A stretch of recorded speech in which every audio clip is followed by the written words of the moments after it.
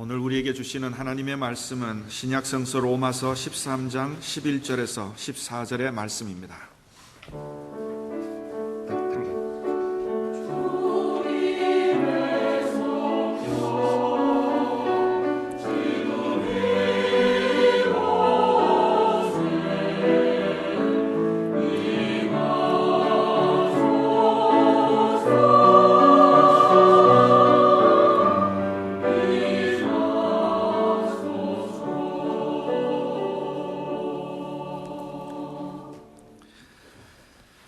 또한 너희가 이 시기를 알거니와 자다가 깰 때가 벌써 되었으니 이는 이제 우리의 구원이 처음 믿을 때보다 가까웠습니다.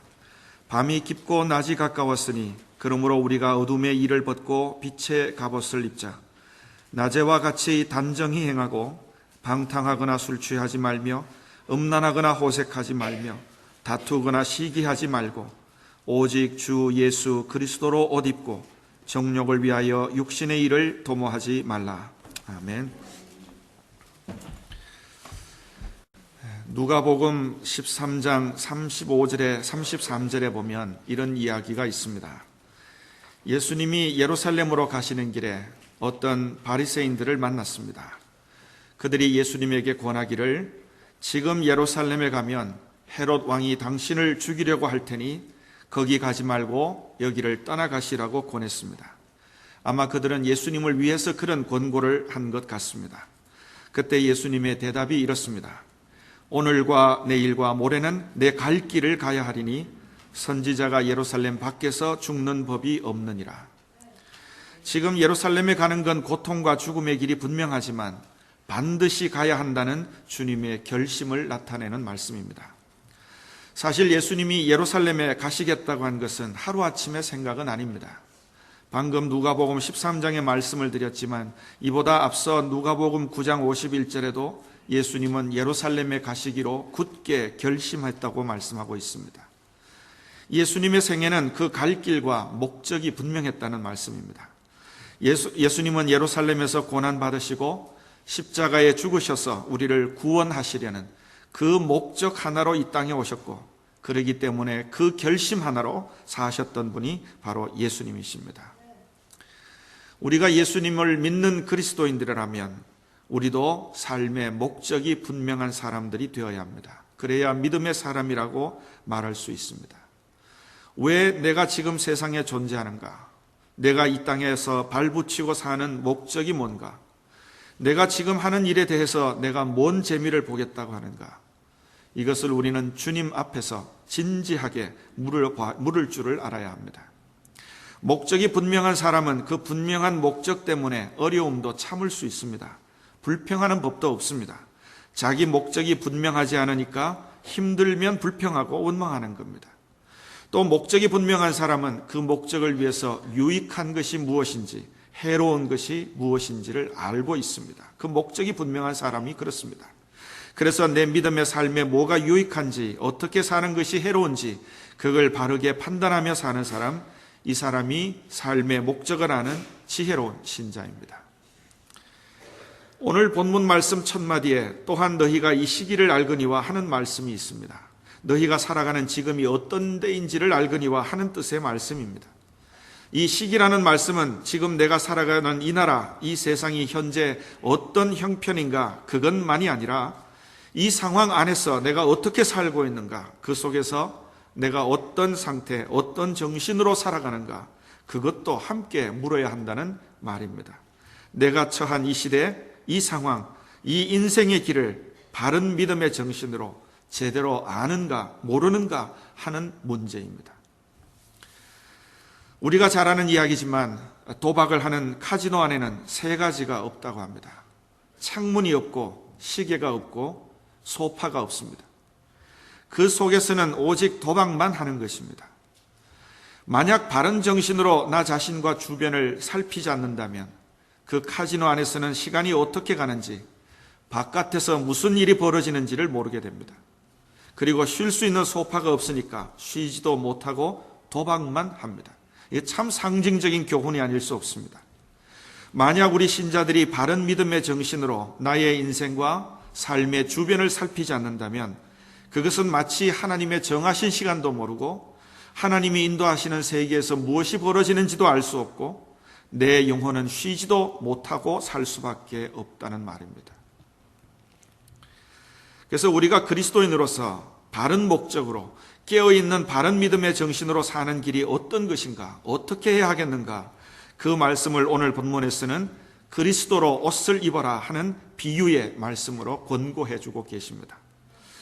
여기 이 그리스도로 옷을 입는다, 그리스도로 옷을 입는다, 이 말씀은 그리스도인의 삶의 형태를 나타내는 대단히 암시적인 말이 아닐 수 없습니다. 우리들의 말 속에는 옷이 날개라는 말이 있습니다.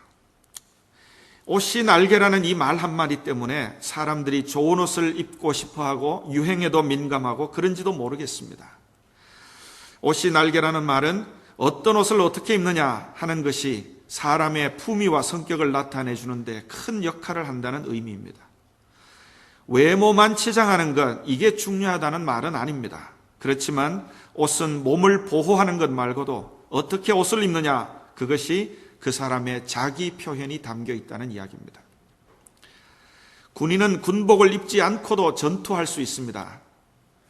하지만 군복을 입어서 군인의 자세를 표현할 수 있습니다. 결혼하는 신부가 드레스를 입지 않는다고 결혼식을 못하는 건 아닙니다. 청바지를 입어도 결혼식은 할 수 있습니다. 그러나 드레스를 입어서 신부로서 준비된 자기 존재를 나타내는 것입니다.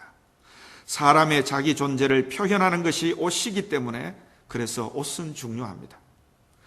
또 그런가 하면 우리 사람들의 심리는 내가 새 옷을 입으면, 좀 색다른 옷을 입으면 남들이 알아주고 봐주기를 원하는 게 사람들의 심리입니다. 새 옷을 입어서 자기를 다르게 나타내 보이는 것이니까, 그런다고 속까지 바뀌는 건 아니겠지만 그래도 껍질만은 어떻게 하든 새롭게 표현해 보려는 것이니까, 이것은 나쁜 심리가 아닙니다. 당연한 마음입니다. 이런 의미에서 그리스도로 옷을 입는다는 말도 마찬가지입니다. 내가 그리스도로 옷을 입는다, 이것은 내 삶의 표현, 내 삶의 자세가 그리스도로 새롭게 바뀌었다는 말입니다. 내 인생의 존재를 나타내는 방법이 다른 게 아니라 이제는 주님이 되었다는 이야기입니다. 과거에는 사람들에게 내 좋은 직업, 내 성공, 내 자랑거리로 나타냈는지 모르겠습니다. 하지만 지금은 예수 믿는 사람으로 나타낸다는 말입니다. 과거에는 내가 어떤 말, 어떤 행동을 하면서 사람을 만났는지는 모르겠지만 지금은 주님의 이야기를 하는 것이 좋고 주님의 일을 하는 것, 이것으로 사람을 대합니다. 내가 어떤 물건, 어떤 취미, 어떤 유행을 좋아했는지 모르겠지만 지금은 주님의 십자가의 은혜, 그것이 좋은 것입니다. 이것이 그리스도로 옷을 입었다는 말입니다. 여러분은 그리스도로 옷을 입고 살고 계십니까? 구약성서 이사야 61장 10절에는 이런 말씀이 있습니다. 내가 여호와로 말미암아 크게 기뻐하며 내 영혼이 나의 하나님으로 말미암아 즐거워하리니 이는 그가 구원의 옷을 내게 입히시며 공의의 겉옷을 내게 더하심이라 하는 말씀이 있습니다. 내가 하나님을 기뻐하는데 왜 기뻐하는가? 하나님이 내게 그리스도라고 하는 구원의 옷을 입혀 주셨기 때문입니다. 내가 많은 죄가 있는데도 예수님을 믿음으로 나를 의롭다고 하시고 의의 겉옷을 입혀 주셨기 때문입니다. 그래서 내 인생의 기쁨이 그리스도로 바뀌었다는 얘기입니다. 가만히 보면 바울 사도는 옷을 입으라는 말이나 옷을 입었다 하는 표현을 자주 사용했습니다. 오늘 본문에 빛의 갑옷을 입자는 말이나 에베소서 6장의 그 유명한 하나님의 전신갑주를 입자는 말은 우리가 잘 아는 구절들입니다. 이 옷을 입었다 하는 말은 사실 어딘가에 들어간다 하는 말과도 같은 의미입니다. 그래서 그리스도로 옷을 입었다 하는 말씀은 우리가 그리스도 안으로 들어갔다 하는 말과도 같습니다. 그리스도와 연합했다, 혹은 그리스도와 한 몸이 되었다, 그 사실을 달리 표현할 때 그리스도로 옷을 입었다, 그렇게 말을 사용할 수 있습니다. 갈라디아서 3장 27절에 누구든지 그리스도와 합하여 세례를 받은 자는 그리스도로 옷을 입었느니라 하는 말씀이 그런 경우입니다. 예수님을 믿고 세례를 받는다는 것, 그리스도로 옷을 입었다, 이건 이제 내 인생의 표현은 사라진 겁니다. 주님이 내 인생의 자세가 되고 삶의 표현이 됩니다. 내게서 나타나는 건 내가 아니고 주님이 나타나는 것입니다. 과거에는 내가 내 모양대로, 내가 원하는 대로 사는 게 편했습니다.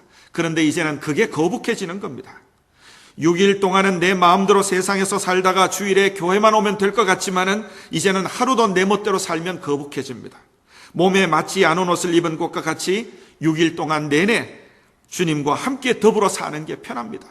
내가 내 몸에 맞는 편한 옷이 있듯이 내가 매일매일 주님 안에서 사는 게 좋은 것입니다. 이것이 그리스도 안에서 옷을 입었다는 이야기입니다.